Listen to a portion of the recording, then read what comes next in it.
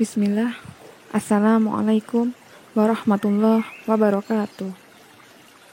Alhamdulillah wassalatu wassalamu ala rasulillah amma ba'du. Mata kuliah Pancasila di pertemuan kedua kali ini kita akan membahas mengenai tema Pancasila dalam sejarah perjuangan bangsa. Suatu bangsa dalam mewujudkan cita-cita kehidupannya dalam suatu negara modern, secara objektif memiliki karakteristik sendiri-sendiri dan melalui suatu proses serta perkembangan sesuai dengan latar belakang sejarah, realitas sosial, budaya, etnis, kehidupan keagamaan, dan konstelasi geografis yang dimiliki oleh bangsa tersebut. Perjuangan Negara Kesatuan Republik Indonesia dalam mewujudkan negara modern diwarnai dengan penjajahan bangsa asing selama 3,5 abad. Kemudian dalam mendirikan negara, bangsa Indonesia menggali nilai-nilai yang dimiliki oleh bangsa itu, yang merupakan local wisdom bangsa Indonesia sendiri sebagai unsur materi Pancasila.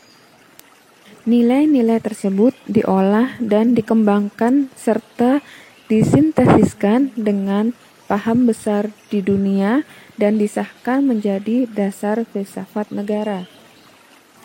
Pancasila sebagai dasar filsafat negara Republik Indonesia sebelum disahkan pada tanggal 18 Agustus 1945 oleh PPKI, nilai-nilainya telah ada pada bangsa Indonesia sejak zaman dahulu kala, sebelum bangsa Indonesia mendirikan negara yang berupa nilai-nilai adat istiadat, kebudayaan, serta nilai-nilai religius. Nilai-nilai tersebut telah ada dan melekat serta teramalkan dalam kehidupan sehari-hari sebagai pandangan hidup, sehingga materi Pancasila yang berupa nilai-nilai tersebut tidak lain adalah dari bangsa Indonesia sendiri, sehingga bangsa Indonesia sebagai kausa materialis Pancasila. Nilai-nilai tersebut kemudian diangkat dan dirumuskan secara formal oleh para pendiri negara untuk dijadikan sebagai dasar filsafat negara Indonesia. Proses perumusan materi Pancasila secara formal dilakukan dalam sidang-sidang Badan Penyelidik Usaha Persiapan Kemerdekaan pertama, Sidang Panitia 9, Sidang BPU PKI kedua, serta akhirnya disahkan secara yuridis sebagai suatu dasar filsafat negara Republik Indonesia. Berdasarkan kenyataan tersebut, maka untuk memahami Pancasila secara lengkap dan utuh, terutama dalam kaitannya dengan jati diri bangsa Indonesia, mutlak diperlukan pemahaman sejarah perjuangan bangsa Indonesia untuk membentuk suatu negara yang berdasarkan suatu asas hidup bersama demi kesejahteraan hidup bersama, yaitu negara yang berdasarkan Pancasila. Selain itu, secara epistemologis, sebagai pertanggungjawaban ilmiah, bahwa Pancasila selain sebagai dasar negara Indonesia, juga sebagai pandangan hidup bangsa, jiwa dan kepribadian bangsa, serta sebagai perjanjian luhur bangsa Indonesia pada waktu mendirikan negara. Nilai-nilai esensial yang terkandung dalam Pancasila yaitu ketuhanan, kemanusiaan, persatuan, kerakyatan, serta keadilan dalam kenyataan secara objektif telah dimiliki oleh bangsa Indonesia sejak zaman dahulu kala sebelum mendirikan negara.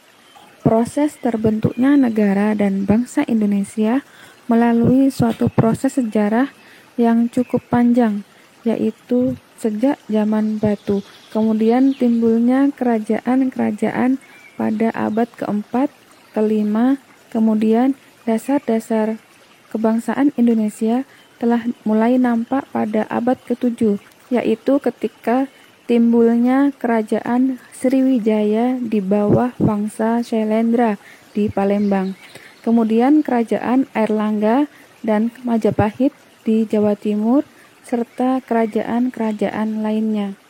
Dasar-dasar pembentukan nasionalisme modern dirintis oleh para pejuang kemerdekaan bangsa, antara lain rintisan yang dilakukan oleh para tokoh pejuang kebangkitan nasional pada tahun 1908, kemudian dicetuskan pada Sumpah Pemuda pada tahun 1928. Akhirnya, titik kulminasi sejarah perjuangan bangsa Indonesia dalam mendirikan negara tercapai dengan diproklamasikannya kemerdekaan Indonesia pada tanggal 17 Agustus 1945. Berdasarkan fakta sejarah bangsa Indonesia, maka proses perumusan dasar filsafat negara secara kreatif diangkat dari kausa materialis yang ada pada bangsa Indonesia sendiri, yang secara elektis disintesiskan dengan unsur-unsur dari luar yang relevan. Dalam kesempatan pada tema kali ini, insya Allah kita akan membahas mengenai beberapa subtema, di antaranya yang pertama masa kerajaan, yang kedua masa kolonial, yang ketiga masa kebangkitan nasional, yang keempat masa proklamasi, dan yang terakhir masa setelah proklamasi. Untuk sejarah perjuangan bangsa pada masa kerajaan, kita akan membahas beberapa, yaitu masa kerajaan Kutai, masa kerajaan Sriwijaya, masa kerajaan sebelum Majapahit, dan masa kerajaan Majapahit. Yang pertama, masa kerajaan Kutai. Indonesia memiliki zaman sejarah pada tahun 400 Masehi dengan ditemukannya prasasti yang berupa 7 yupa atau tiang batu. Berdasarkan prasasti tersebut dapat diketahui bahwa Raja Mulawarman keturunan dari Raja Aswawarman keturunan dari Kudungga. Raja Mulawarman menurut prasasti tersebut mengadakan kenduri dan memberi sedekah kepada para Brahmana, dan para Brahmana membangun yupa itu sebagai tanda terima kasih raja yang dermawan. Bentuk kerajaan dengan agama sebagai tali pengikat kewibawaan raja ini tampak dalam kerajaan-kerajaan yang muncul kemudian di Jawa dan Sumatera. Dalam zaman kuno tahun 400 sampai 1500 Masehi, terdapat 2 kerajaan yang berhasil mencapai integrasi dengan wilayah yang meliputi hampir separuh Indonesia dan seluruh wilayah Indonesia sekarang, yaitu Kerajaan Sriwijaya di Sumatera dan Kerajaan Majapahit yang berpusat di Jawa. Yang kedua, masa Kerajaan Sriwijaya. Menurut Mr. Muhammad Yamin, bahwa berdirinya negara kebangsaan Indonesia tidak dapat dipisahkan dengan kerajaan-kerajaan lama yang merupakan warisan nenek moyang bangsa Indonesia. Negara kebangsaan Indonesia terbentuk melalui 3 tahap, yaitu yang pertama, zaman Kerajaan Sriwijaya di bawah Wangsa Syailendra, yang bercirikan kedatuan. Yang kedua, negara kebangsaan Majapahit, yang bercirikan keprabuan.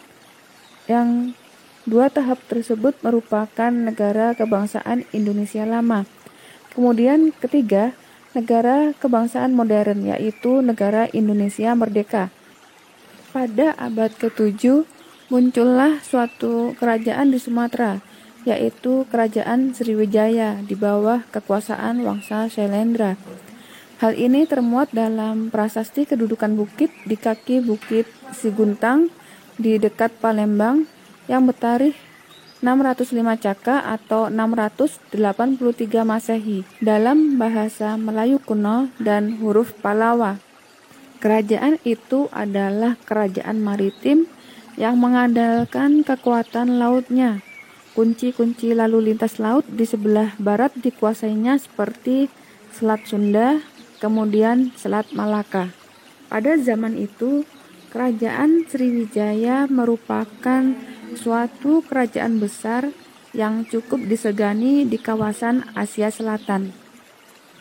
Perdagangan dilakukan dengan mempersatukan para pedagang, pengrajin, dan pegawai raja sebagai pengawas dan pengumpul semacam koperasi, sehingga rakyat mudah untuk memasarkan barang dagangannya. Sebagai suatu kerajaan yang besar, Sriwijaya sudah mengembangkan tata negara dan tata pemerintahan yang mampu menciptakan peraturan-peraturan yang ditaati oleh rakyat yang berada di wilayah kekuasaannya. Demikian pula dalam sistem pemerintahannya terdapat pegawai pengurus pajak, harta benda kerajaan, rohaniawan yang menjadi pengawas teknis pembangunan gedung-gedung dan patung-patung suci, sehingga pada saat itu kerajaan dalam menjalankan sistem negara tidak dapat dilepaskan dengan nilai ketuhanan meskipun tidak syar'i. Selanjutnya, zaman kerajaan-kerajaan sebelum Majapahit. Sebelum kerajaan Majapahit muncul sebagai suatu kerajaan yang memancangkan nilai-nilai nasionalisme, telah muncul kerajaan-kerajaan di Jawa Tengah dan Jawa Timur secara silih berganti. Yang pertama, Kerajaan Kalingga pada abad ke-7, Kerajaan Sanjaya pada abad ke-8 yang ikut membantu membangun Candi Kalasan untuk Dewatara, dan sebuah wihara untuk pendeta Buddha didirikan di Jawa Tengah bersama dengan dinasti Shailendra pada abad ke-7 dan ke-9. Refleksi puncak budaya dari Jawa Tengah dalam periode-periode kerajaan-kerajaan tersebut adalah dibangunnya Candi Borobudur, candi agama Buddha pada abad ke-9, dan Candi Prambanan, candi agama Hindu pada abad ke-10. Sebagaimana telah diketahui bahwa agama Hindu dan agama Buddha berasal dari India, sehingga pembangunan candi-candi tersebut menunjukkan fakta bahwa dahulu bangsa Indonesia telah mengembangkan toleransi beragama dan sikap humanisme dalam pergaulan antar manusia. Selain kerajaan-kerajaan di Jawa Tengah tersebut, di Jawa Timur muncul kerajaan-kerajaan Isana pada abad ke-9, Dharmawangsa pada abad ke-10, demikian juga kerajaan Airlangga pada abad ke-11. Raja Airlangga membuat bangunan keagamaan dan asrama, dan raja ini memiliki sikap toleransi dalam kehidupan beragama. Agama yang diakui oleh kerajaan adalah agama Buddha, agama Wisnu, dan agama Siwa yang hidup berdampingan secara damai. Menurut prasasti Kelagen, Raja Airlangga telah mengadakan hubungan dagang dan bekerja sama dengan Benggala, Tola, dan Campa. Hal ini menunjukkan nilai-nilai kemanusiaan. Demikian pula, Airlangga mengalami penggemblengan lahir dan batin di hutan. Tahun 1019, para pengikutnya, raja dan para brahmana bermusyawarah dan memutuskan untuk memohon Airlangga bersedia menjadi raja, meneruskan tradisi istana sebagai nilai-nilai sila keempat. Demikian pula menurut prasasti Kelagen, pada tahun 1037, Raja Airlangga memerintahkan untuk membuat tanggul dan waduk demi kesejahteraan pertanian rakyat, dan hal ini merupakan nilai-nilai sila kelima. Sebagaimana yang dikutip dari Thayyibin tahun 1997 halaman 28 dan 29. Pada zaman itu, lambang negara Indonesia yang makna di dalamnya juga melambangkan sila-sila Pancasila digambarkan dengan burung Garuda dengan sloka Bhinneka Tunggal Ika. Burung Garuda adalah merupakan kekayaan satwa Nusantara sebagai salah satu jenis burung bahkan terdapat secara luas di tanah bangsa serumpun dan memiliki kesamaan kebudayaan, yaitu Madagaskar dan Malagasy. Dan satwa itu dahulu diistilahkan dengan nama Furumaheri, yang artinya burung sakti. Garuda adalah termasuk jenis burung yang besar dan kuat, dan mampu terbang tinggi, yang melambangkan suatu bangsa yang besar dan kuat. Sebagai seekor satwa, burung Garuda mampu terbang tinggi, dan hal ini melukiskan cita-cita bangsa Indonesia di tengah-tengah masyarakat internasional, seperti yang dikutip oleh Ismaun tahun 1975. Burung Garuda juga lambang pembangunan dan pemelihara. Hal ini dapat ditafsirkan dari sejarah nenek moyang bangsa Indonesia dahulu. Ada yang menganut agama Hindu, dan Garuda adalah kendaraan Dewa Wisnu, yaitu dewa pembangun dan pemelihara dalam agama Hindu. Dan dalam cerita wayang di Jawa terjelma dalam Bathara Krisna, tokoh yang bijaksana. Bahkan Raja Airlangga menggunakan lencana Garuda Muka yang tergandung dalam kitab Marawangsa. Demikian pula Kerajaan Kedah juga menggunakan lambang Garuda Garagasi sebagai lambang pemelihara, sebagaimana yang dikutip oleh Ismaun pada tahun 1975. Di wilayah Kediri, Jawa Timur, berdiri pula Kerajaan Singosari pada abad ke-13, yang kemudian sangat erat hubungannya dengan berdirinya Kerajaan Majapahit. Pada tahun 1293, berdirilah Kerajaan Majapahit yang mencapai zaman keemasannya pada pemerintahan Raja Hayam Wuruk dengan Patih Gajah Mada yang dibantu oleh Laksamana Nala dalam memimpin armadanya untuk menguasai Nusantara. Wilayah kekuasaan Majapahit semasa jayanya itu membentang dari Semenanjung Melayu, Malaysia, sampai Irian Barat melalui Kalimantan Utara. Pada waktu itu, agama Hindu dan Buddha hidup berdampingan dengan damai dalam satu kerajaan. Empu Prapanca menulis Negara Kertagama pada tahun 1365. Dalam kitab tersebut terdapat istilah Pancasila. Empu Tantular mengarang buku Sutasoma, dan di dalam buku itu kita jumpai sloka Persatuan Nasional, yaitu Bhinneka Tunggal Ika, yang melambangkan bangsa dan negara Indonesia yang tersusun dari berbagai unsur rakyat atau bangsa yang terdiri atas berbagai macam suku, adat istiadat, golongan, kebudayaan, dan agama. Wilayah yang terdiri atas beribu-ribu pulau menyatu menjadi bangsa dan negara Indonesia.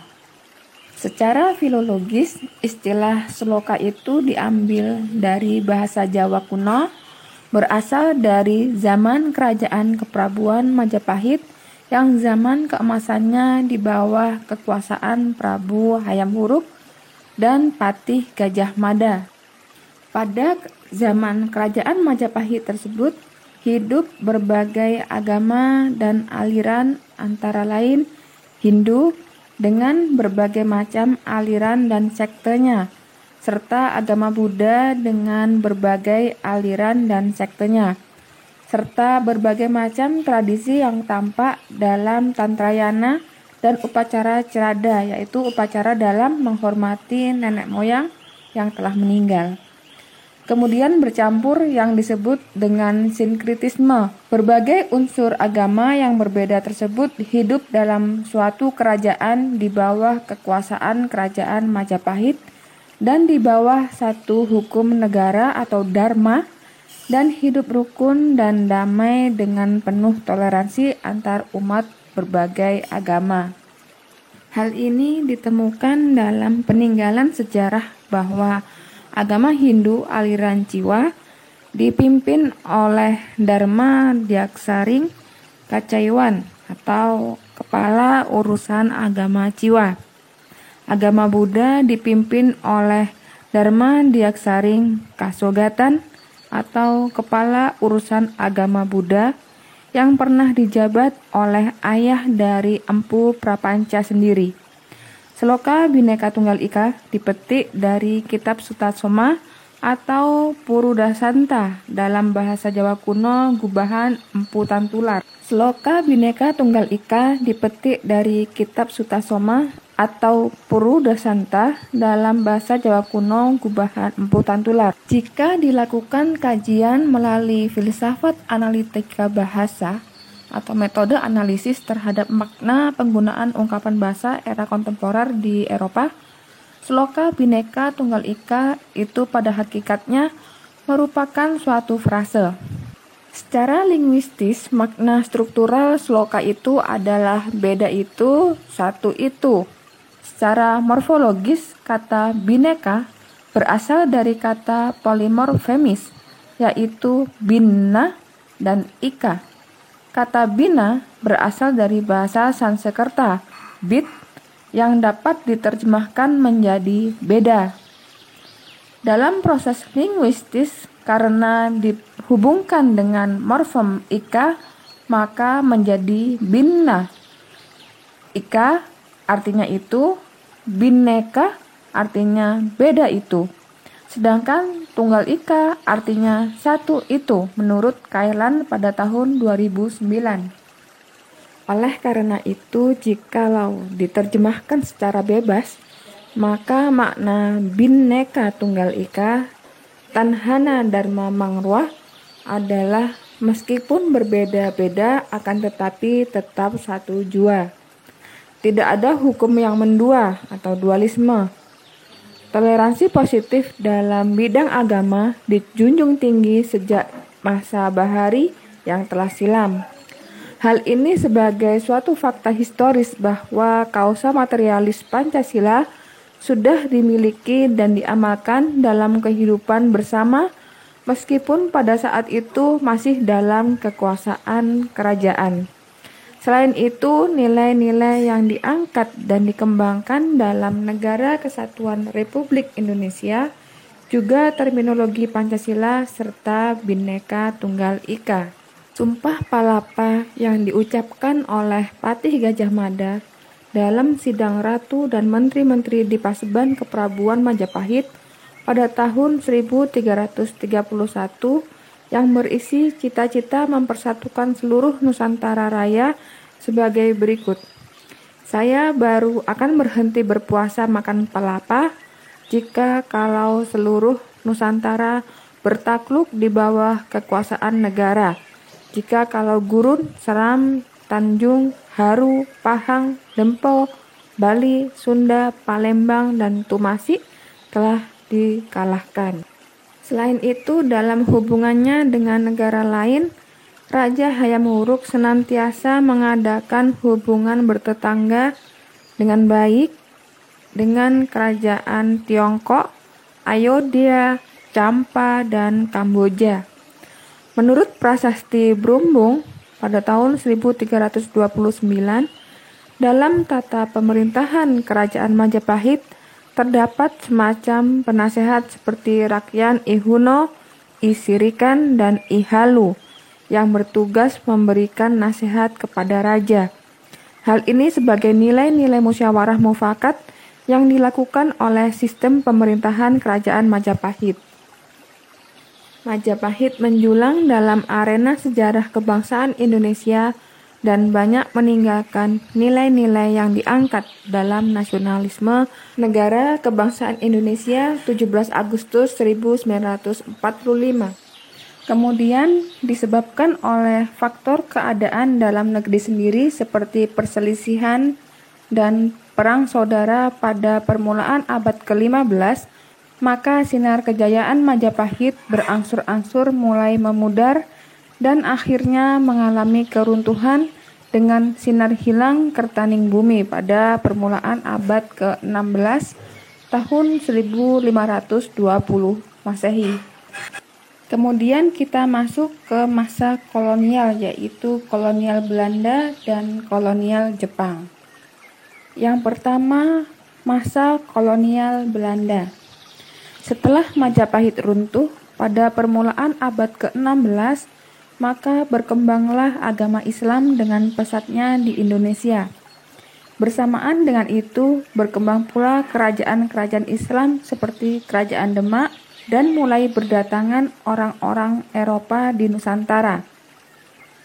Mereka itu antara lain orang Portugis yang kemudian diikuti oleh orang-orang Spanyol yang ingin mencari pusat tanaman rempah-rempah. Bangsa asing yang masuk ke Indonesia yang pada awalnya berdagang adalah orang-orang bangsa Portugis. Namun lama-kelamaan bangsa Portugis mulai menunjukkan peranannya dalam bidang perdagangan yang meningkat menjadi praktik penjajahan. Misalnya Malaka sejak tahun 1511 dikuasai oleh Portugis. Pada akhir abad ke-16, bangsa Belanda datang pula ke Indonesia dengan menempuh jalan yang penuh kesulitan. Untuk menghindarkan persaingan di antara mereka sendiri, Belanda, kemudian mereka mendirikan suatu perkumpulan dagang yang bernama VOC, yang di kalangan rakyat dikenal dengan istilah company. Praktek-praktek VOC mulai kelihatan dengan paksaan-paksaan sehingga rakyat mulai mengadakan perlawanan. Mataram di bawah pemerintahan Sultan Agung pada tahun 1613 sampai 1645 berupaya mengadakan perlawanan dan menyerang ke Batavia pada tahun 1628 dan tahun 1629. Walaupun tidak berhasil meruntuhkan, namun Gubernur Jenderalnya tewas dalam serangan Sultan Agung yang kedua itu. Beberapa saat setelah Sultan Agung mangkat, maka Mataram menjadi bagian kekuasaan company.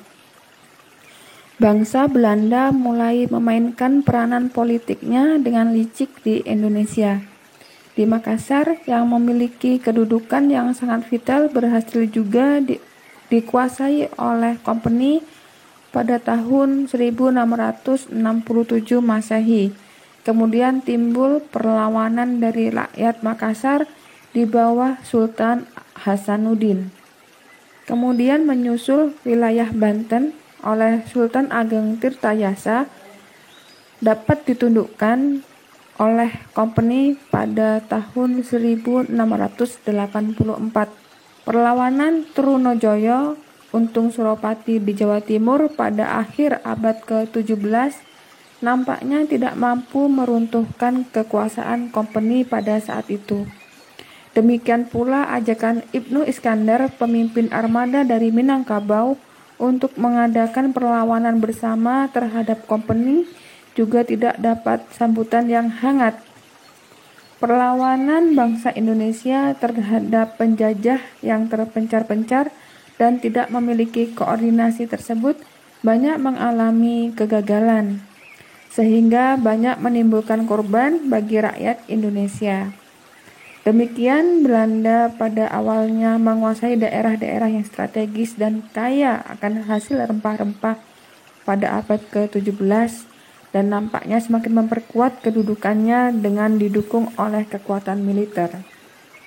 Pada abad itu sejarah mencatat bahwa Belanda berusaha dengan keras untuk memperkuat dan mengintensifkan kekuasaannya di seluruh Indonesia. Mereka ingin membulatkan hegemoninya sampai ke pelosok-pelosok Nusantara. Melihat praktik-praktik penjajahan Belanda itu, maka meledaklah perlawanan rakyat di berbagai wilayah Nusantara, antara lain Patimura di Maluku, Baharudin di Palembang, Imam Bonjol di Minangkabau, Pangeran Diponegoro di Jawa Tengah, Jelentik, Polim atau Panglima Polim, Teuku Cik di Tiro, dan Teuku Umar dalam Perang Aceh, Anak Agung Made dalam Perang Lombok, Sisinga Mangaraja di Tanah Batak, dan masih banyak perlawanan rakyat di berbagai daerah Nusantara. Dorongan akan rasa cinta tanah air menimbulkan semangat untuk melawan penindasan dari bangsa Belanda. Namun sekali lagi, karena tidak adanya kesatuan dan persatuan di antara mereka dalam melawan penjajah, maka perlawanan tersebut senantiasa kandas dan menimbulkan banyak korban.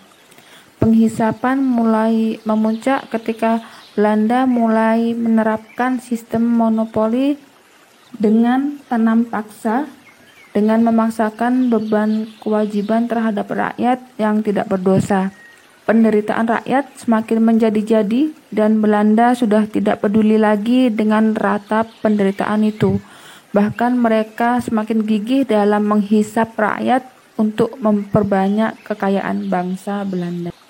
Kemudian selanjutnya masa kolonial Jepang.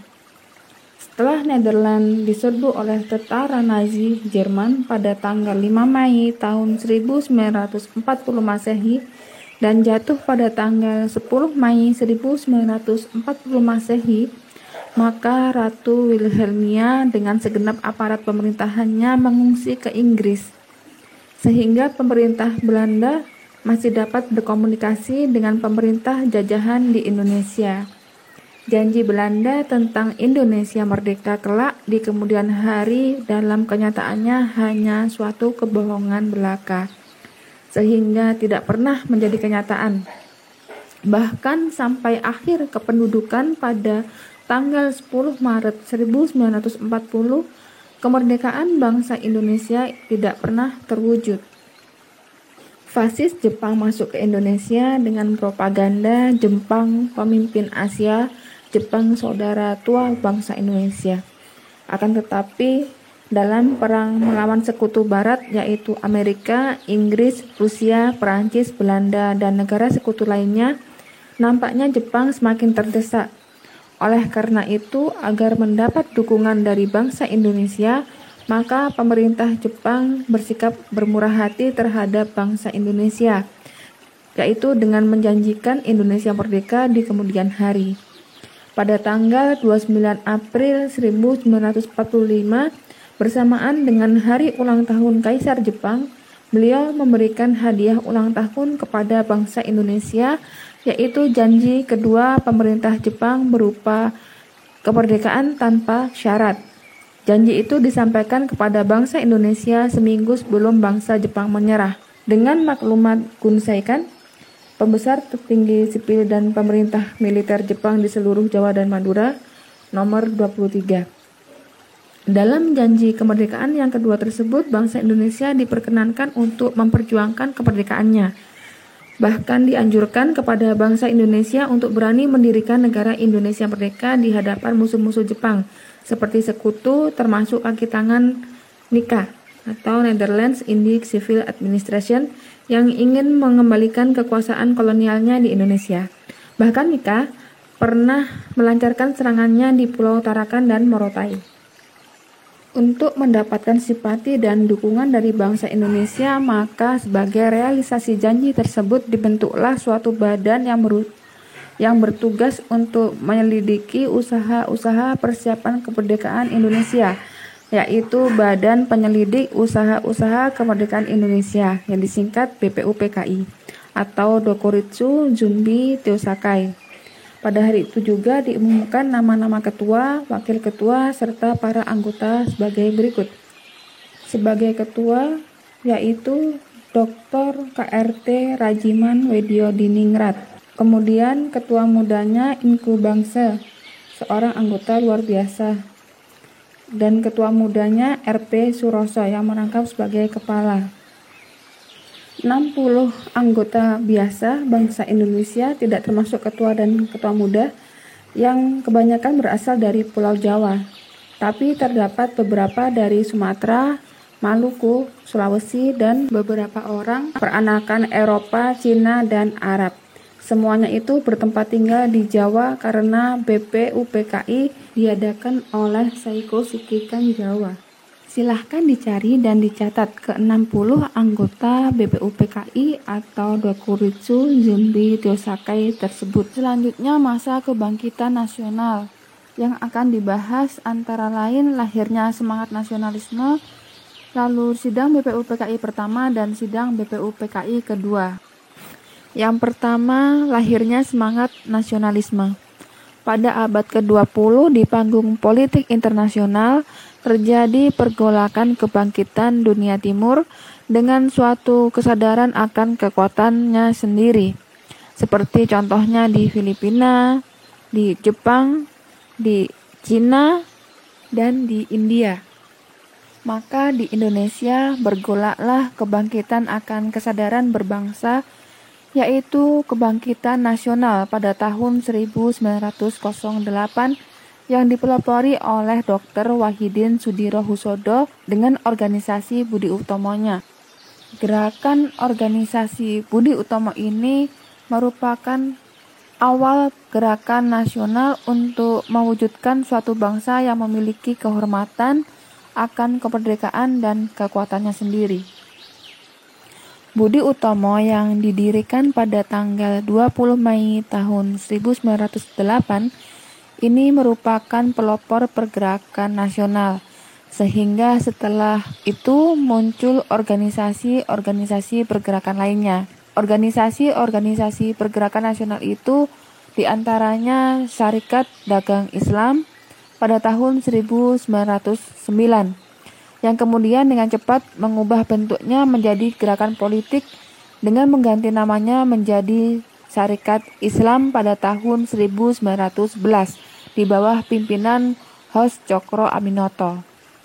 Kemudian pada tahun 1913 muncul Indische Party yang dipimpin oleh 3 serangkai yaitu Dawes Dekker, Cipto Mangunkusumo, dan Suwardi Surya Ningrat yang kemudian lebih dikenal dengan nama Ki Hajar Dewantoro. Sejak semula partai ini menunjukkan keradikalannya sehingga tidak dapat berumur panjang karena pemimpinnya dibuang ke luar negeri pada tahun 1913. Dalam situasi yang menggoncangkan itu muncul Partai Nasional Indonesia PNI pada tahun 1927 yang dipelopori oleh Soekarno, Cipto Mangunkusumo, Sartono, dan tokoh lainnya. Mulailah kini perjuangan nasional Indonesia dititikberatkan pada kesatuan nasional dengan tujuan yang jelas, yaitu Indonesia merdeka. Tujuan itu diekspresikan dengan kata-kata yang jelas, kemudian diikuti dengan tampilnya golongan pemuda yang tokoh-tokohnya antara lain Muhammad Yamin, Wongsonegoro, Kuncoro Purbo Pranoto, serta tokoh-tokoh muda yang lainnya. Perjuangan rintisan Kesatuan Nasional kemudian diikuti dengan Sumpah Pemuda pada tanggal 28 Oktober tahun 1928 yang isinya satu bahasa, satu bangsa, dan satu tanah air Indonesia. Lagu Indonesia Raya pada saat ini pertama kali dikumandangkan dan sekaligus sebagai penggerak kebangkitan kesadaran berbangsa. Kemudian Partai Nasional Indonesia oleh para pengikutnya dibubarkan dan diganti bentuknya dengan Partai Indonesia dengan singkatan Partindo pada tahun 1931. Kemudian golongan Demokrat antara lain Muhammad Hatta dan Sultan Syahrir mendirikan PNI baru yaitu Pendidikan Nasional Indonesia pada tahun 1933 dengan semboyan kemerdekaan Indonesia harus dicapai dengan kekuatan sendiri. Selanjutnya kita masuk ke sidang BPUPKI pertama pada tanggal 28 Mei sampai 1 Juni 1945. Sidang BPUPKI pertama dilaksanakan selama 4 hari berturut-turut. Yang tampil untuk berpidato menyampaikan usulannya sebagai berikut. Pada tanggal 29 Mei 1945, Mr. Muhammad Yamin. Dan pada tanggal 31 Mei 1945, Profesor Supomo. Dan pada tanggal 1 Juni 1945 adalah Insinyur Soekarno. Yang pertama, Mr. Muhammad Yamin pada tanggal 29 Mei 1945. Dalam pidatonya pada tanggal 29 Mei 1945, Muhammad Yamin mengusulkan calon rumusan dasar negara Indonesia sebagai berikut. Yang pertama, pri kebangsaan. Yang kedua, pri kemanusiaan. Yang ketiga, pri ketuhanan. Keempat, pri kerakyatan, permusyawaratan, perwakilan, kebijaksanaan. Dan yang kelima, kesejahteraan rakyat atau keadilan sosial. Selain usulan lisan tersebut, Mr. Muhammad Yamin kemudian mengusulkan usulan tertulis mengenai dasar negara kebangsaan dengan rumusan sebagai berikut. Yang pertama, ketuhanan yang Maha Esa. Kedua, kebangsaan persatuan Indonesia. Yang ketiga, rasa kemanusiaan yang adil dan beradab. Yang keempat, kerakyatan yang dipimpin oleh hikmat kebijaksanaan dalam permusyawaratan perwakilan. Yang kelima, keadilan sosial bagi seluruh rakyat Indonesia. Selain usulan tersebut, pada akhir pidatonya Mr. Muhammad Yamin menyerahkan naskah sebagai lampiran, yaitu suatu rancangan usulan sementara berisi rumusan Undang-Undang Dasar Republik Indonesia. Dan rancangan itu dimulai dengan pembukaan. Kemudian yang kedua, Profesor Dr. Supomo. Berbeda dengan usulan Muhammad Yamin, Profesor Dr. Supomo mengemukakan teori-teori negara, seperti teori negara perseorangan individualis, paham negara kelas teori atau teori golongan, dan paham negara integralistik. Selanjutnya, dalam kaitannya dengan dasar filsafat negara Indonesia, Dr. Supomo mengusulkan beberapa hal. Yang pertama, mengusulkan pendirian negara nasional yang bersatu dalam arti totaliter, sebagaimana negara tidak akan mempersatukan diri dengan golongan terbesar, tapi mengatasi golongan semua dengan baik yang besar maupun yang kecil. Dalam negara yang bersatu itu, urusan agama diserahkan kepada golongan-golongan agama yang bersangkutan. Yang kedua, dianjurkan supaya warga negara takluk kepada Tuhan, supaya tiap-tiap waktu ingat kepada Tuhan.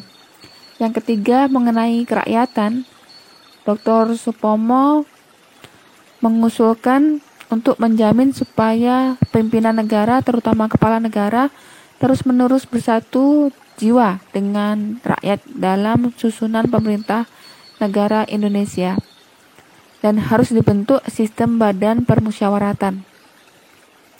Kepala negara harus terus bergaul dengan badan permusyawaratan supaya senantiasa mengetahui dan merasakan rasa keadilan dan cita-cita rakyat. Kemudian yang keempat, Profesor Dr. Supomo dalam lapangan ekonomi negara mengusulkan koperasi, karena jiwa masyarakat timur adalah bersifat kekeluargaan. Maka sistem tolong-menolong atau sistem koperasi disarankan dipakai sebagai salah satu dasar ekonomi negara Indonesia yang makmur, bersatu, berdaulat, dan adil. Kemudian yang kelima, Mr. Supomo membatasi diri dan menganjurkan supaya Indonesia bersifat negara Asia Timur Raya. Yang ketiga, Insinyur Soekarno. Usulan dasar negara dalam sidang BPUPKI pertama adalah pidato dari Insinyur Soekarno yang disampaikan dalam sidang tersebut secara lisan tanpa teks. Insinyur Soekarno mengusulkan dasar negara yang terdiri atas 5 prinsip, yang rumusannya sebagai berikut. Yang pertama, nasionalisme atau kebangsaan Indonesia. Yang kedua, internasionalisme atau pri kemanusiaan. Yang ketiga, mufakat atau demokrasi. Yang keempat, kesejahteraan sosial. Yang kelima, ketuhanan yang Maha Esa atau ketuhanan yang berkebudayaan. 5 prinsip sebagai dasar negara tersebut kemudian oleh Soekarno diusulkan agar diberi nama Pancasila atas saran salah seorang teman beliau yang seorang ahli bahasa. Kemudian menurut Soekarno, kelima sila itu dapat diperas menjadi tiga sila yang meliputi sosionasionalisme yang merupakan sintesa dari kebangsaan atau nasionalisme dengan pri-kemanusiaan, internasionalisme. Yang kedua, sosiodemokrasi yang merupakan sintesa dari mufakat atau demokrasi dengan kesejahteraan sosial, serta yang ketiga, ketuhanan. Berikutnya beliau juga mengusulkan bahwa trisila itu bisa diperas menjadi ekasila yang intinya adalah gotong royong. Insinyur Soekarno mengusulkan bahwa Pancasila adalah sebagai dasar filsafat negara dan pandangan hidup bangsa Indonesia, juga pandangan dunia yang setingkat dengan aliran-aliran besar dunia atau sebagai Weltanschauung. Dan di atas dasar itu kita didirikan negara Indonesia. Dalam mengusulkan dasar negara itu, secara lisan terdapat juga uraian yang membandingkan dasar filsafat negara Pancasila dengan ideologi besar dunia seperti liberalisme, komunisme, chauvinisme, kosmopolitisme, Sanminchui, dan ideologi besar dunia yang lainnya. Kemudian selanjutnya sidang BPUPKI kedua pada tanggal 10 Juli sampai 16 Juli 1945. Pada sidang BPUPKI kedua dibentuk panitia kecil yang terdiri 9 orang dan populer viral disebut dengan panitia 9 yang mengadakan sidang dan berhasil menyusun naskah piagam yang dikenal dengan Piagam Jakarta, yang di dalamnya memuat Pancasila. Anggota dari Panitia 9 adalah yang pertama Insinyur Soekarno, yang kedua Kiai Haji Wahid Hasyim, yang ketiga Mr. Muhammad Yamin, yang keempat Mr. Maramis, yang kelima Dr. Andes Muhammad Hatta, yang keenam Mr. Subarjo, yang ketujuh Kiai Abdul Kahar Muzakir, yang kedelapan Abi Kusno Cokro Suyoso, dan yang kesembilan Haji Agus Salim. Beberapa keputusan penting yang perlu kita ketahui dalam sidang BPUPKI kedua diantaranya mengenai bentuk negara. Dari 64 suara, yang pro republik 55 orang, yang minta kerajaan 6 orang, dan bentuk lainnya dan belangko 1 orang. Kemudian keputusan yang lainnya adalah tentang luas wilayah negara yang baru. Badan penyelidik menghendaki Indonesia Raya yang sesungguhnya yang mempersatukan semua kepulauan Indonesia yang pada bulan Juli 1945 sebagian besar wilayah Indonesia kecuali Irian, Tarakan, dan Morotai yang masih dikuasai oleh Jepang. Keputusan lainnya adalah untuk membentuk panitia kecil, yaitu yang pertama panitia perancang UUD atau Undang-Undang Dasar yang diketuai oleh Insinyur Soekarno. Yang kedua panitia ekonomi dan keuangan yang diketuai oleh Muhammad Hatta. Yang ketiga panitia pembelaan tanah air yang diketuai oleh Abi Kusno Cokro Suyoso. Pada tanggal 14 Juli juga diusulkan Undang-Undang Dasar susunannya yang terdiri atas 3 bagian, yaitu yang pertama pernyataan Indonesia Merdeka, yang kedua pembukaan yang di dalamnya terkandung dasar negara Pancasila, dan yang ketiga pasal-pasal Undang-Undang Dasar. Selanjutnya masa proklamasi yang dibagi menjadi 3 pembahasan, yaitu masa proklamasi, sidang PPKI 1, dan sidang PPKI kedua. Masa proklamasi. Kemenangan tentara sekutu dalam Perang Dunia Kedua membawa hikmah bagi bangsa Indonesia. Menurut pengumuman pemerintah tentara Jepang untuk seluruh daerah selatan, tanggal 7 Agustus tahun 45, pada pertengahan bulan Agustus 45 akan dibentuk Panitia Persiapan Kemerdekaan Indonesia atau Dokuritsu Zunbei Inkai. Untuk keperluan membentuk panitia itu pada tanggal 8 Agustus tahun 45, Insinyur Soekarno, Dr. Andes Muhammad Hatta, dan Dr. Rajiman diberangkatkan ke Saigon atas panggilan Jenderal Besar Terauchi Seiko Shikikan untuk daerah selatan. Jadi penguasa tersebut juga meliputi kekuasaan wilayah Indonesia. Menurut Soekarno, Jenderal Terauchi pada tanggal 9 Agustus memberikan pada Insinyur Soekarno 3 cap, yaitu Soekarno diangkat sebagai Ketua Panitia Persiapan Kemerdekaan dan Muhammad Hatta sebagai Wakil Ketua, Rajiman sebagai anggota. Yang kedua, Panitia Persiapan boleh mulai bekerja pada tanggal 9 Agustus. Dan yang ketiga, cepat atau tidaknya pekerjaan panitia diserahkan sepenuhnya pada panitia. Panitia Persiapan Kemerdekaan atau Dokuritsu Zunbi Inkai terdiri atas 21 orang termasuk ketua dan wakil ketua. Silahkan Antuna cari dan dicatat nama ke-21 anggota Panitia Persiapan Kemerdekaan Indonesia tersebut. Beda dengan BPUPKI, PPKI ini tidak ada seorang pun bangsa Jepang yang duduk dalam kepengurusan atau keanggotaan. Sekembalinya dari Saigon pada tanggal 14 Agustus tahun 1945, di Kemayoran, Insinyur Soekarno mengumumkan di muka orang banyak bahwa bangsa Indonesia akan merdeka sebelum jagung berbunga. Istilahnya secepat mungkin. Dan kemerdekaan bangsa Indonesia bukan merupakan hadiah dari Jepang, melainkan merupakan hasil perjuangan bangsa Indonesia sendiri. Oleh karena itu, maka Ketua Panitia Persiapan Kemerdekaan Indonesia menambahkan sejumlah anggota atas tanggung jawabnya sendiri. Dengan demikian, sifat Panitia Persiapan Kemerdekaan Indonesia itu berubah menjadi badan pendahuluan bagi Komite Nasional. Dalam batinnya sebagai Komite Nasional, Panitia Persiapan Kemerdekaan Indonesia itu menyelenggarakan Undang-Undang Dasar Negara Republik Indonesia dan kemudian memilih presiden dan wakil presiden.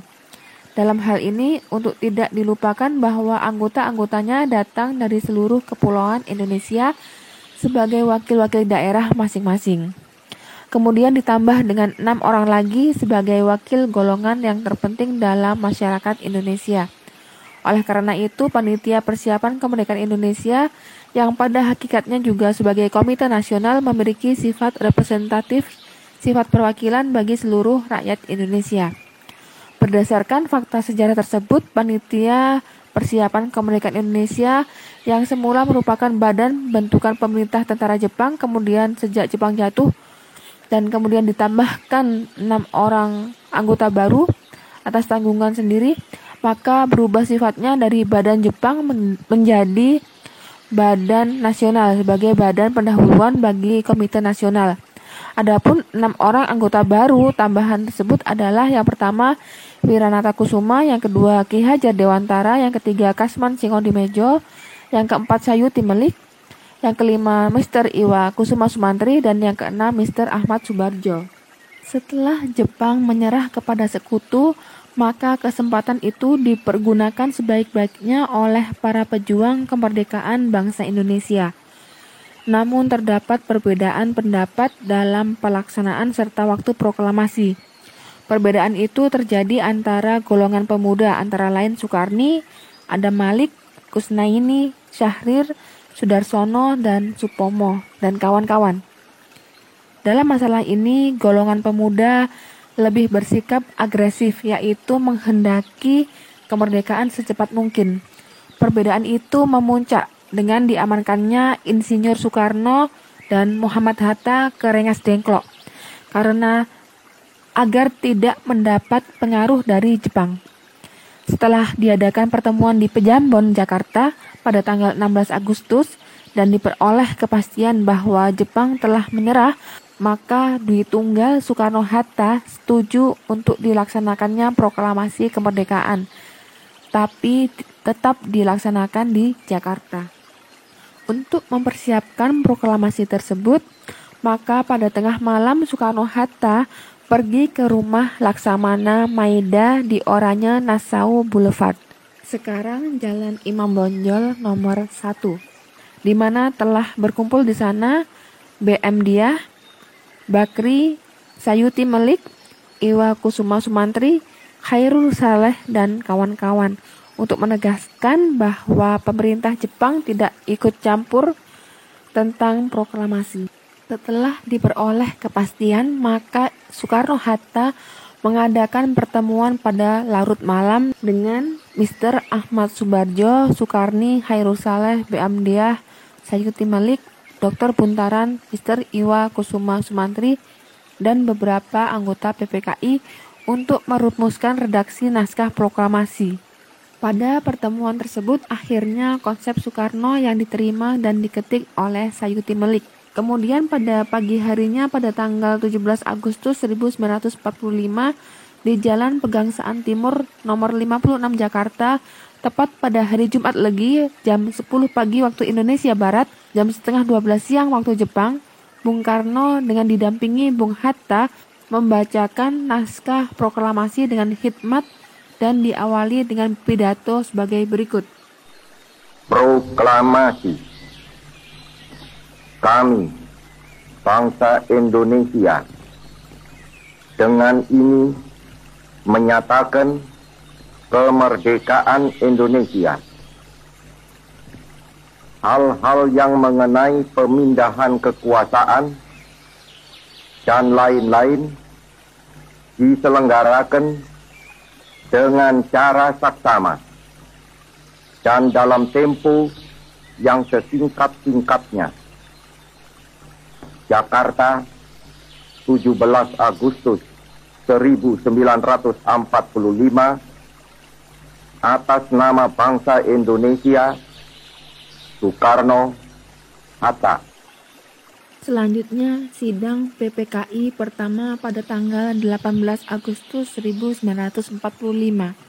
Sehari setelah proklamasi, tanggal 18 Agustus 1945, PPKI mengadakan sidangnya yang pertama.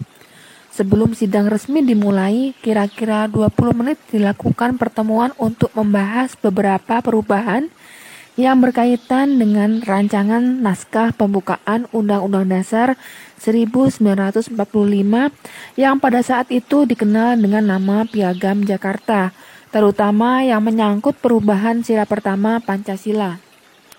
Dalam pertemuan tersebut, para pahlawan pendiri bangsa bermusyawarah dengan moral yang luhur dan mencapai suatu kesepakatan, dan akhirnya disempurnakan sebagaimana naskah pembukaan Undang-Undang Dasar 1945 yang sekarang.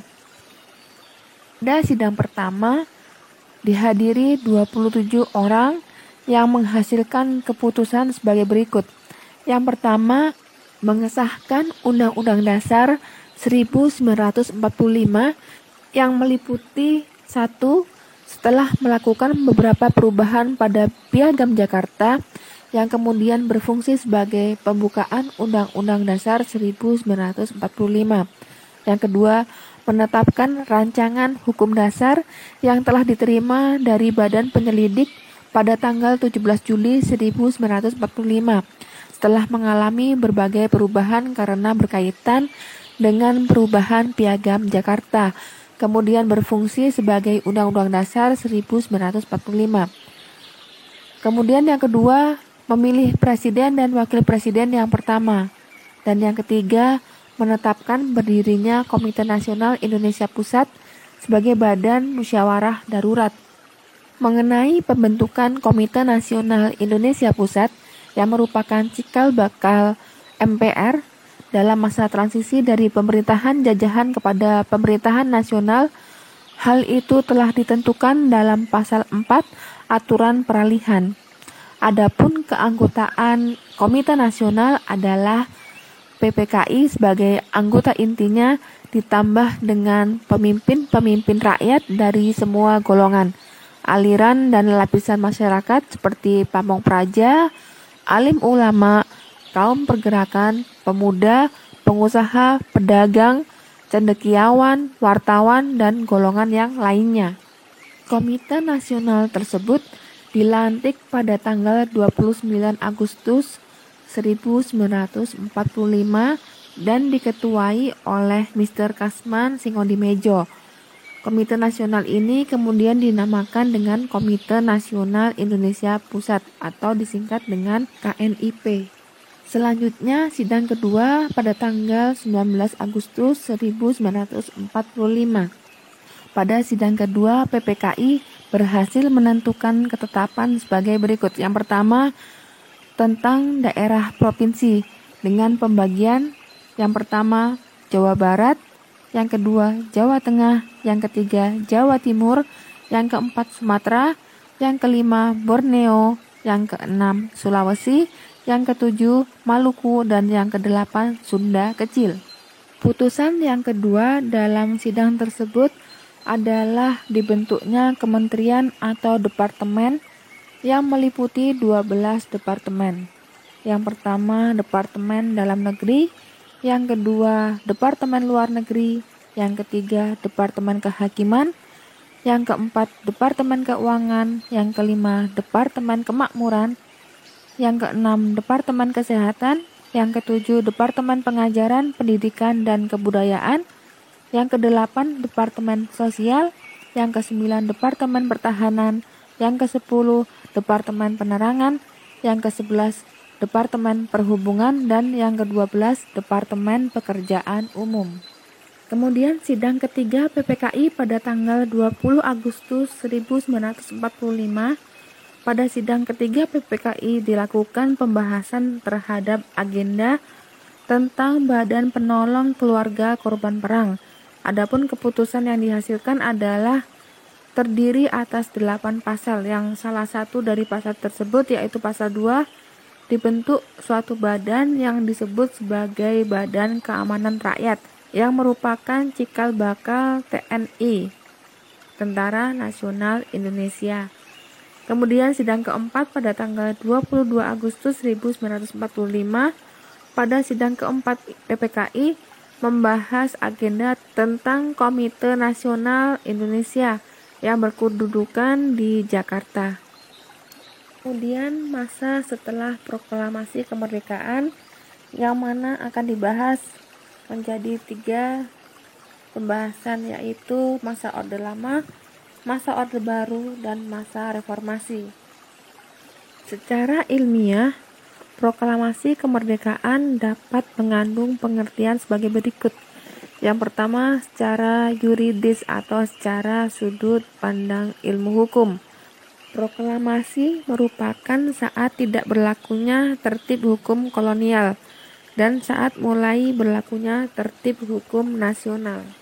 Yang kedua, secara politis ideologis, proklamasi mengandung arti bahwa bangsa Indonesia terbebas dari penjajahan bangsa asing dan memiliki kedaulatan untuk menentukan nasib sendiri dalam suatu negara proklamasi Republik Indonesia. Setelah proklamasi kemerdekaan 17 Agustus 1945, ternyata bangsa Indonesia masih menghadapi kekuatan sekutu yang berupaya untuk menanamkan kembali kekuasaan Belanda di Indonesia, yaitu pemaksaan untuk mengakui pemerintahan NICA atau Netherlands Indies Civil Administration. Selain itu, Belanda secara licik mempropagandakan kepada dunia luar bahwa negara proklamasi Republik Indonesia adalah hadiah fasis Jepang. Untuk melawan propaganda Belanda pada dunia internasional, maka pemerintah Republik Indonesia mengeluarkan 3 maklumat, yaitu yang pertama tentang menghentikan kekuasaan luar biasa dari presiden sebelum masa waktunya, seharusnya berlaku selama 6 bulan. Kemudian maklumat ini memberikan kekuasaan MPR dan DPR yang semula dipegang oleh presiden kepada KNIP. Yang kedua, maklumat pemerintah tanggal 3 November 1945 tentang pembentukan partai politik yang sebanyak-banyaknya oleh rakyat. Hal ini sebagai akibat dari anggapan pada saat itu bahwa Salah satu ciri demokrasi adalah multipartai. Maklumat ini juga sebagai upaya agar dunia barat menilai bahwa negara proklamasi sebagai negara demokratis. Maklumat yang ketiga yaitu pada 14 November 1945, intinya maklumat ini mengubah sistem kabinet presidensial menjadi kabinet parlementer berdasarkan asas demokrasi liberal. Keadaan yang seperti ini membawa ketidakstabilan di bidang politik. Berlakunya sistem demokrasi liberal adalah jelas-jelas merupakan penyimpangan secara konstitusional terhadap Undang-Undang Dasar 1945 serta secara ideologis terhadap Pancasila. Akibat penerapan sistem kabinet parlementer tersebut, maka pemerintahan negara Indonesia mengalami jatuh bangun kabinet sehingga membawa konsekuensi yang sangat serius terhadap kedaulatan negara Indonesia pada saat itu. Pancasila di masa Orde Lama dipahami berdasarkan paradigma yang berkembang pada situasi dunia yang diliputi oleh tajamnya konflik ideologi. Pada saat itu, kondisi politik dan keamanan dalam negeri diliputi oleh kekacauan atau chaos. Demikian pula kondisi sosial budaya yang saat itu berada dalam suasana transisional dari masyarakat terjajah atau inlander menjadi masyarakat merdeka. Masa Orde Lama adalah masa pencarian bentuk implementasi Pancasila terutama dalam sistem kenegaraan. Pancasila diimplementasikan dalam bentuk yang berbeda-beda pada masa Orde Lama.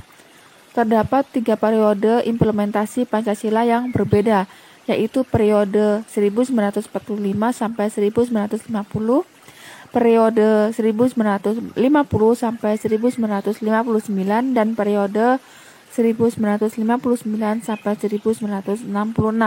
Pada periode pertama tahun 1945 sampai 1950, implementasi Pancasila bukan saja menjadi masalah, tapi lebih dari itu, ada upaya-upaya untuk mengganti Pancasila sebagai dasar negara dengan paham komunis oleh PKI melalui pemberontakan di Madiun tahun 1948 dan oleh DITII yang akan mendirikan negara dengan dasar Islam. Pada periode ini, nilai persatuan dan kesatuan masih tinggi ketika menghadapi Belanda yang masih ingin mempertahankan penjajahannya di bumi Indonesia. Namun setelah penjajah dapat diusir, persatuan mulai mendapat tantangan. Dalam kehidupan politik, sila keempat yang mengutamakan musyawarah dan mufakat tidak dapat dilaksanakan, karena demokrasi yang diterapkan adalah demokrasi parlementer, di mana presiden hanya berfungsi sebagai kepala negara, sedang kepala pemerintahan dipegang oleh Perdana Menteri. Sistem ini menyebabkan tidak adanya stabilitas pemerintahan. Kesimpulannya, walaupun konstitusi yang digunakan adalah Undang-Undang Dasar 1945, namun dalam praktek kenegaraan sistem presidensial tidak dapat diwujudkan. Pada periode kedua tahun 1950 sampai 1959, walaupun dasar negara tetap Pancasila, tapi rumusan sila keempat bukan berjiwa musyawarah mufakat, melainkan suara terbanyak atau voting. Sistem pemerintahannya yang liberal justru lebih menekankan hak-hak individual. Pada periode ini, persatuan dan kesatuan mendapat tantangan yang berat dengan munculnya pemberontakan RMS, PRRI, dan Permesta yang ingin melepaskan diri dari NKRI. Dalam bidang politik, demokrasi berjalan lebih baik dengan terlaksananya pemilu 1955 yang dianggap paling demokratis. Tapi anggota konstituante hasil pemilu tidak dapat menyusun undang-undang dasar seperti yang diharapkan. Hal ini menimbulkan krisis politik, ekonomi, dan keamanan yang menyebabkan pemerintah mengeluarkan dekret Presiden 1959 untuk membubarkan konstituante. Undang-undang dasar sementara Undang-Undang Dasar 1950 tidak berlaku dan kembali pada Undang-Undang Dasar 1945. Kesimpulan yang dapat ditarik dari penerapan Pancasila selama periode ini adalah Pancasila diarahkan sebagai ideologi liberal yang ternyata tidak menjamin stabilitas pemerintahan. Pada periode ketiga, pada tahun 1956 sampai 1965, dikenal sebagai periode demokrasi terpimpin. Demokrasi bukan kekuasaan rakyat sebagaimana berdasarkan nilai-nilai Pancasila, tapi berada pada kekuasaan pribadi Presiden Soekarno. Terjadilah berbagai penyimpangan penafsiran terhadap Pancasila dalam konstitusi. Soekarno menjadi otoriter, diangkat menjadi presiden seumur hidup, politik konfrontasi, menggabungkan nasionalis, agama, dan komunis yang ternyata tidak cocok bagi NKRI. Ideologi Pancasila pada saat itu dirancang oleh PKI, yaitu diganti dengan ideologi Manipol Usdek serta konsep Nasakom. PKI pada zaman itu berusaha untuk mencengkeram kekuatannya dengan membangun komunis internasional, terutama dengan RRC, misalnya dengan dibukanya poros Jakarta-Peking. Peristiwa demi peristiwa dicoba oleh kaum komunis untuk menggantikan ideologi Pancasila. Peristiwa-peristiwa itu antara lain dibangkitkannya bangsa Indonesia untuk berkonfrontasi dengan Malaysia. Peristiwa Kanigoro, Boyolali, Indramayu, Bandar Betsi, dan sebagainya. Puncak peristiwa ini yaitu meletusnya pemberontakan Gestapo PKI atau dikenal dengan G30S PKI pada tanggal 30 September 1965 untuk merebut kekuasaan yang sah negara Republik Indonesia yang diproklamasikan pada tanggal 17 Agustus 1945, disertai dengan pembunuhan yang keji dari para jenderal yang tidak berdosa. Pemberontakan PKI tersebut berupaya untuk mengganti secara paksa ideologi dan dasar filsafat negara Pancasila dengan ideologi komunis Marxis. Adanya kemerosotan moral di sebagian masyarakat yang tidak lagi hidup bersendikan nilai-nilai Pancasila dan berusaha untuk menggantikan Pancasila dengan ideologi lainnya. Dalam upaya memberi arah perjalanan bangsa, beliau menekankan pentingnya memegang teguh Undang-Undang Dasar 1945, sosialisme ala Indonesia, demokrasi terpimpin, ekonomi terpimpin, dan kepribadian nasional. Hasilnya terjadi kudeta PKI dan kondisi ekonomi yang memprihatinkan. Kesimpulan yang bisa ditarik adalah Pancasila telah diarahkan sebagai ideologi otoriter, konfrontatif, dan tidak memberi ruang pada demokrasi bagi rakyat. Hasilnya, pada periode Orde Lama ini, Pancasila dan Undang-Undang Dasar 1945 dijadikan sebagai instrumen trial and error sekaligus pengujian sejarah yang belum menemukan jati diri sebenarnya yang sesuai dengan semangat keindonesiaan dan pluralisme yang monoteistik. Berkat lindungan Allah, maka bangsa Indonesia tidak goyah walaupun akan diganti dengan ideologi komunis secara paksa. Hal ini dikarenakan Pancasila telah merupakan pandangan hidup bangsa serta sebagai jiwa bangsa.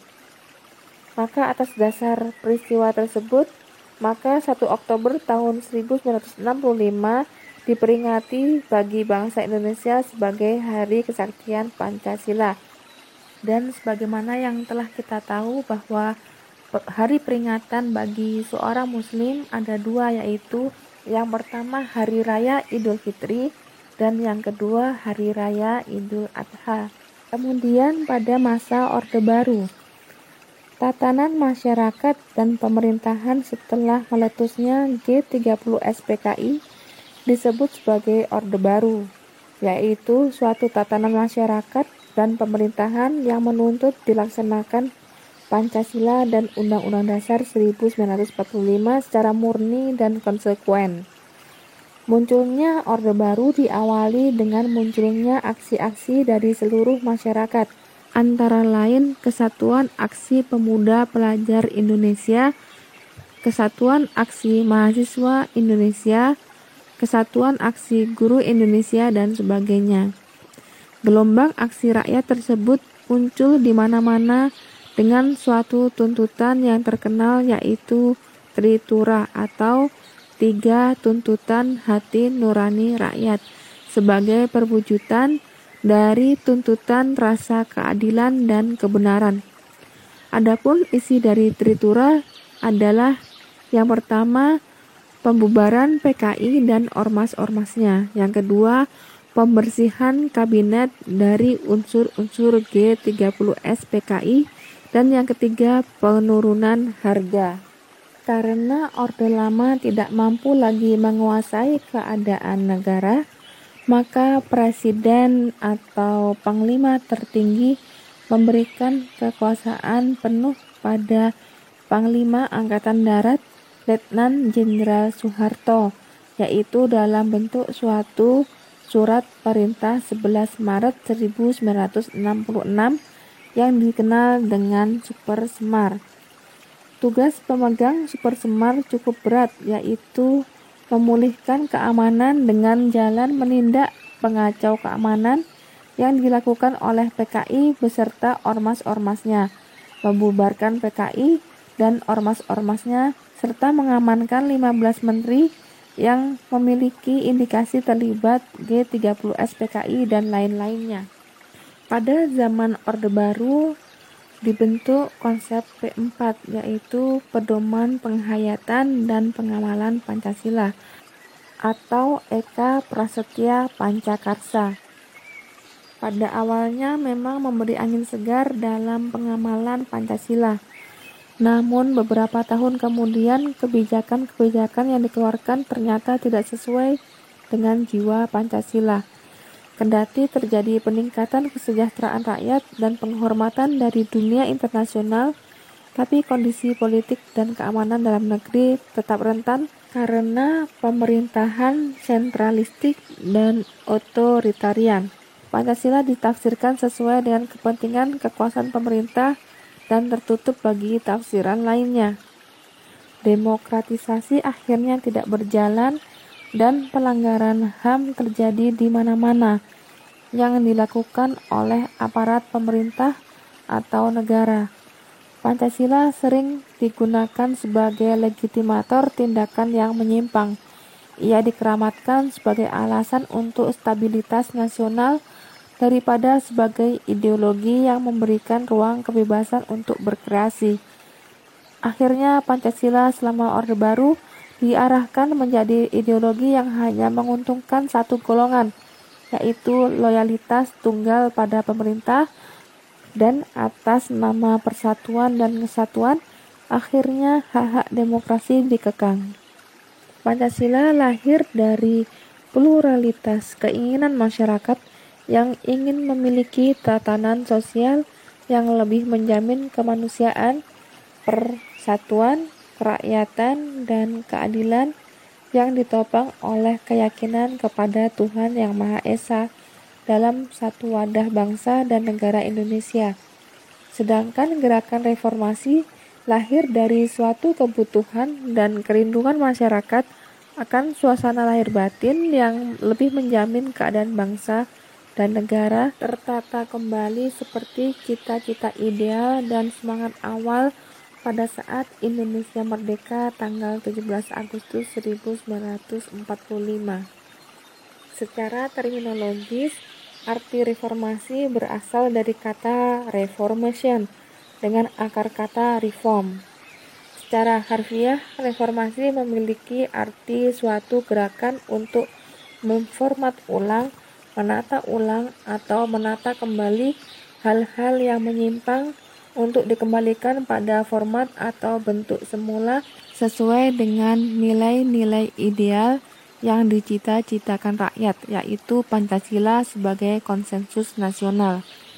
Oleh karena itu, suatu gerakan reformasi memiliki kondisi syarat-syarat tertentu. Kondisi syarat-syarat tersebut silahkan Antuna cari dan catat, kemudian silahkan dikerjakan di e-learning sebagai tugas harian.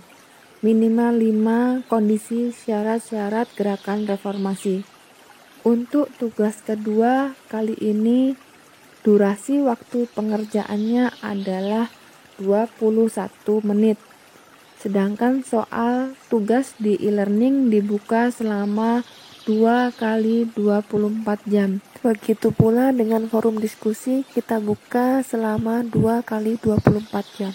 Afwan, Ana tidak bisa membuka 7 kali 24 jam karena ada alasan tertentu. Jika terlewat dari 2 kali 24 jam, maka secara otomatis soal akan tidak bisa dikerjakan atau tertutup. Semoga kita dimudahkan. Kita akhiri pertemuan kita kali ini. Subhanakallahumma wa bihamdika asyhadu an la ilaha illa anta astaghfiruka wa atubu ilaik. Wassalamualaikum warahmatullahi wabarakatuh. Barakallahu fikunna.